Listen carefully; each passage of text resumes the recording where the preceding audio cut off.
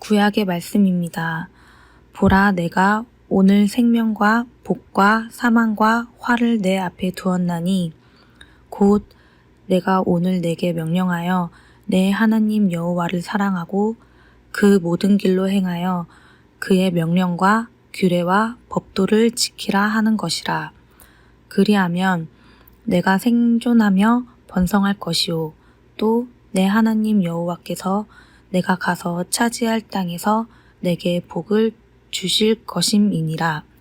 그러나 내가 만일 마음을 돌이켜 듣지 아니하고 유혹을 받아 다른 신들에게 절하고 그를 섬기면 내가 오늘 너희에게 선언하노니 너희가 반드시 망할 것이라. 너희가 요단을 건너가서 차지할 땅에서 너희의 날이 길지 못할 것이니라. 내가 오늘 하늘과 땅을 불러 너희에게 증거를 삼노라.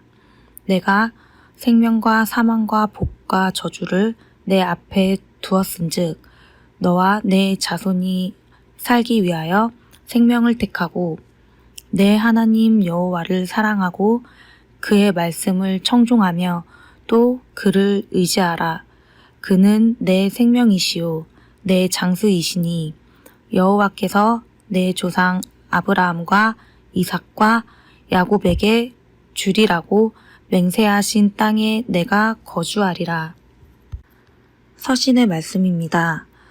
그리스도 예수를 위하여 갇힌 자 된 바울과 및 형제 디모데는 우리의 사랑을 받은 자요 동역자인 빌레몬과 자매 아비아와 우리와 함께 병사된 아키뽀와 내 집에 있는 교회에 편지하노니 하나님 우리 아버지와 주 예수 그리스도로부터 은혜와 평강이 너희에게 있을지어다. 내가 항상 내 하나님께 감사하고 기도할 때에 너를 말함은 주 예수와 및 모든 성도에 대한 내 사랑과 믿음이 있음을 들음이니 이로써 내 믿음의 교제가 우리 가운데 있는 선을 알게 하고 그리스도께 이르도록 역사하느니라. 형제여, 성도들의 마음이 너로 말미암아 평안함을 얻었으니 내가 너의 사랑으로 많은 기쁨과 위로를 받았노라. 이러므로 내가 그리스도 안에서 아주 담대하게 내게 마땅한 일로 명할 수도 있으나 도리어 사랑으로서 광고하노라. 나이가 많은 나 바울은 지금 또 예수 그리스도를 위하여 갇힌 자 되어 갇힌 중에서 낳은 아들 오네시모를 위하여 내게 간구하노라. 그가 전에는 내게 무익하였으나 이제는 나와 내게 유익함으로 내게 그를 돌려보내노니 그는 내 신복이라. 그를 내게 머물러 있게 하여 내 복음을 위하여 갇힌 중에서 내 대신 나를 섬기게 하고자 하나 다만 내 승낙이 없이는 내가 아무것도 하기를 원하지 아니하노니 이는 너의 선한 일을 억지같이 되지 아니하고 자의로 되게 하려 함이라. 아마 그가 잠시 떠나게 된 것은 너로 하여금 너를 영원히 두게 함이리니 이후로는 종과 같이 대하지 아니하고 종 이상으로 곧 사랑받는 현재로 둘 자라. 내게 특별히 그러하거든 하물며 육신과 주 안에서 상관된 내게랴. 그러므로 내가 나를 동역자로 알진대 그를 영접하기를 내게 하듯 하고 그가 만일 내게 불의를 하였거나 내게 빚진 것이 있으면 그것을 내 앞으로 계산하라. 나 바울이 친필로 쓰노니 내가 갚으려니와 내가 이 외에 내 자신이 내게 빚진 것은 내가 말하지 아니하노라. 오 형제여, 나로 주 안에서 너로 말미암아 기쁨을 얻게 하고 내 마음이 그리스도 안에서 평안하게 하라. 나는 내가 순종할 것을 확신함으로 내게 썼노니 내가 말한 것보다 더 행할 줄을 아노라. 복음의 말씀입니다. 수많은 무리가 함께 갈새 예수께서 돌이키사 이르시되 무릇 내게 오는 자가 자기 부모와 처자와 형제와 자매와 더욱이 자기 목숨까지 미워하지 아니하면 능히 내 제자가 되지 못하고 누구든지 자기 십자가를 지고 나를 따르지 않는 자도 능히 내 제자가 되지 못하리라. 너희 중에 누가 망대를 세우고자 할진대 자기의 가진 것이 준공하기까지에 족할는지 먼저 앉아 그 비용을 계산하지 아니하겠느냐. 그렇게 아니하여 그 기초만 쌓고 능히 이루지 못하면 보는 자가 다 비웃어 이르되 이 사람이 공사를 시작하고 능히 이루지 못하였다 하리라. 또 어떤 임금이 다른 임금과 싸우러 갈 때에 먼저 앉아 1만 명으로서 이 2만 명을 거느리고 오는 자를 대적할 수 있을까 헤아리지 아니하겠느냐. 만일 못할 터이면 그가 아직 멀리 있을 때에 사신을 보내어 화친을 청할지니라. 이와 같이 너희 중에 누구든지 자기의 모든 소유를 버리지 아니하면 능히 내 제자가 되지 못하리라. 다 함께 설교전 기도를 합니다. 말씀 앞에 하나 된 우리들은 하나님의 자녀로서 한 마음으로 하나님께 예배드리오니 말씀으로 여기에 임재하셔서 부끄러운 사연으로 가득한 우리의 마음을 정결하게 하여 주사 온전한 정신과 믿음으로 바른 말씀을 분별할 수 있게 해주십시오. 예수 그리스도의 이름으로 기도드립니다. 아멘. 하나님 우리 아버지와 주 예수 그리스도께서 은총과 평화를 여러분에게 내려주시기를 빕니다. 세상의 모든 종교에서 생명에 집중하는 종교는 기독교입니다. 그 생명이 궁극적인 것을 가리키고 있어서입니다. 그 생명은 예수 그리스도의 십자가와 부활로 말미암아 그것을 선취하셨다는 것을 기반으로 합니다. 오늘 우리는 아무리 현대 문명이 발달했다고 해도 생명의 원천을 밝혀낼 수가 없습니다. 그것이 어디서 왔고 어디로 가는지 우리는 알 수 없으며 또한 알 수 있는 영역이 아니라는 의미입니다. 그런데 예수께서는 자신을 가리켜 내가 곧 길이요 진리요 생명이니 라고 하셨습니다. 그분이 이렇게 명시적으로 말할 수 있었던 것은 앞서 말씀드린 그분의 부활을 토대로 할 때만 가능합니다. 기독교의 핵심은 예수 그리스도의 십자가와 부활에 있기 때문입니다. 거기에서 생명에 대한 해명이 가능하고 그 의미가 가능하며 생명이 무엇을 가리키고 있는지 궁극적으로 그 생명으로 말미암아 인간이 어떻게 변화될 수 있는지를 말하고 있기 때문입니다. 과학과 의학에서 생명을 간단하게 설명할 수 없듯이 예수께서도 그 생명을 쉽게 가지고 오시지 않았다는 것을 우리가 알 수 있습니다. 거기에는 죽음이 존재하고 있기 때문입니다.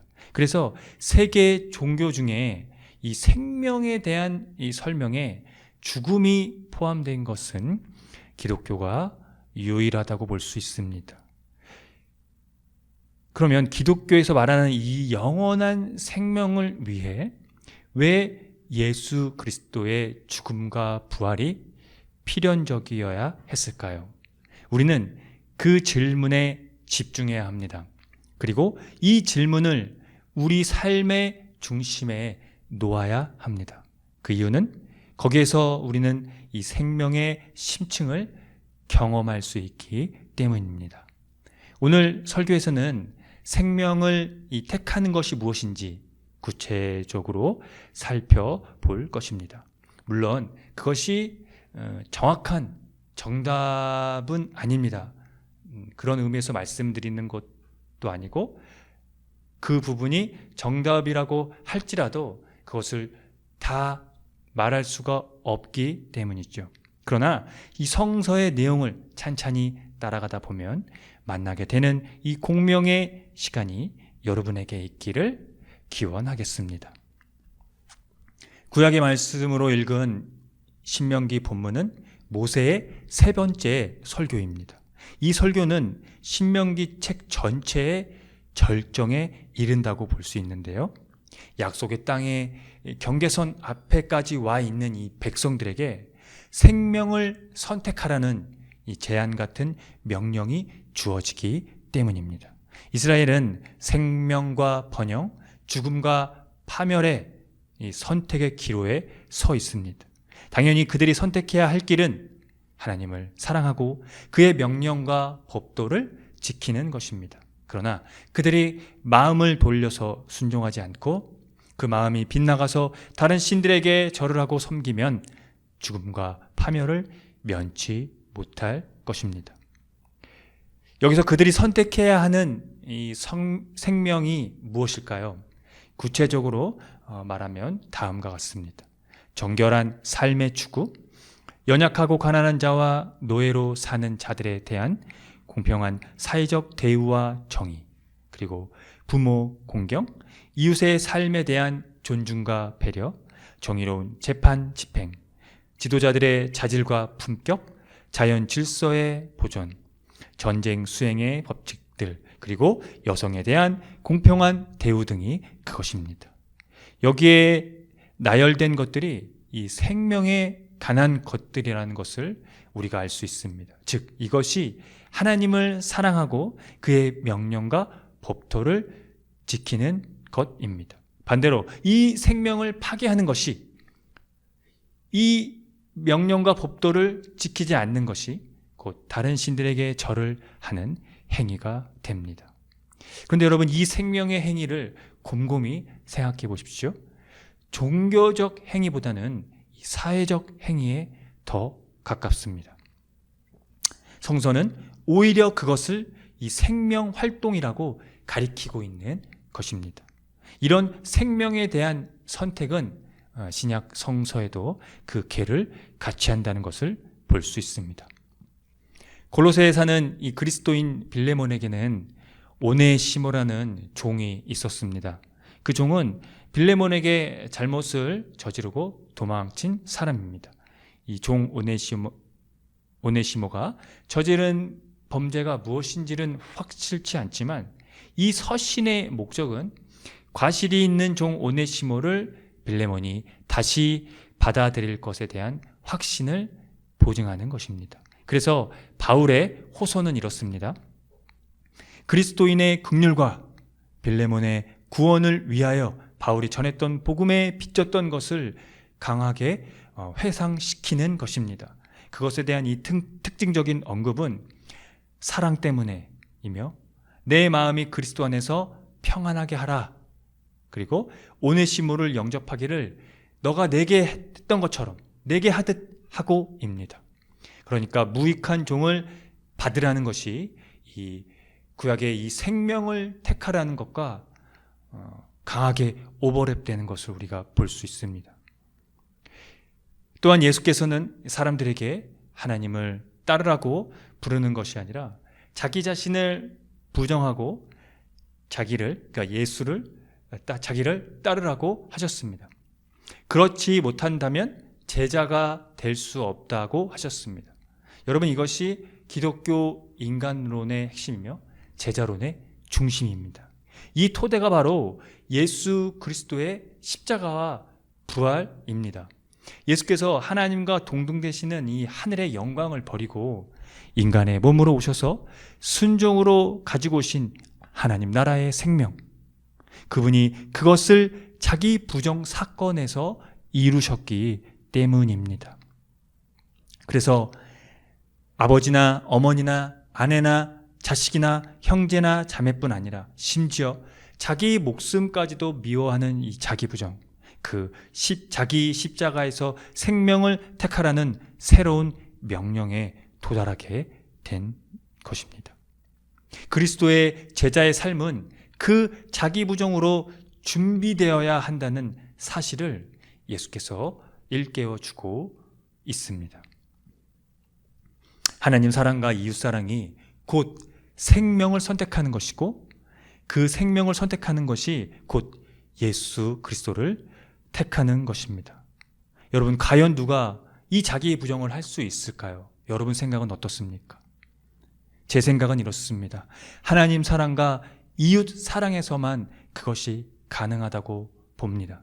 그런 사람들이 예수님을 따르기 위해 가진 모든 것을 항상 포기할 준비가 되어 있는 사람이기 때문입니다. 함께 기도하겠습니다.